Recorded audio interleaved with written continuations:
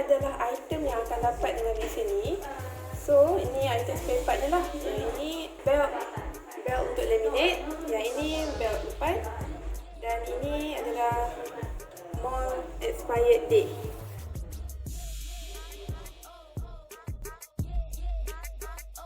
Okay, next saya akan tunjukkan button function untuk mesin sealer FR900.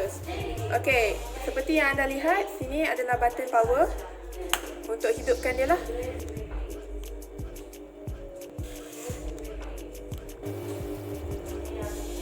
Okay, so yang the next is heater. Heater untuk dipanas, bahagian panasnya kat sini. Bahagian panas kat sini. Fan. So fan ni bahagian kipas dia lah untuk dalam motor dia. And then yang ini adalah dia punya tahap suhu dia lah, yang kita akan adjust sendiri.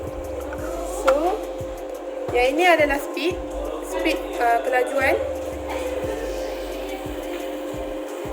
Kelajuan ni akan bergantung pada jenis plastik tersebut. Kalau plastik tu nipis, kita akan lajukan dia. Kalau plastik tu tebal, kita akan perlahankan dia. So yang ini adalah button stop lah. Button stop.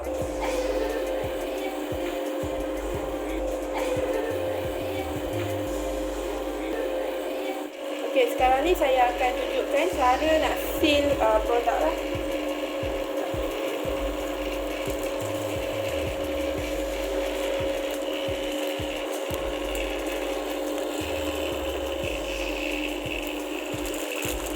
Okay, so ni kita seal dia.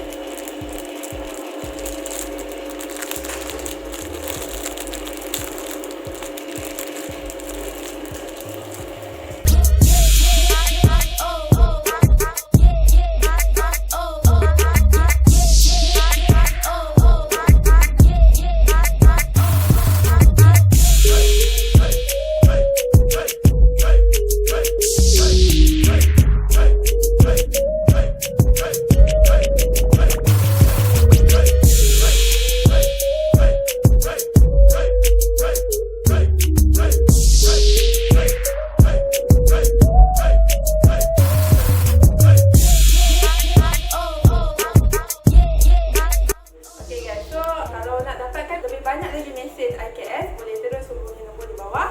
Boleh like FB page kami, Membekal Mesin IKS. Okay, bye!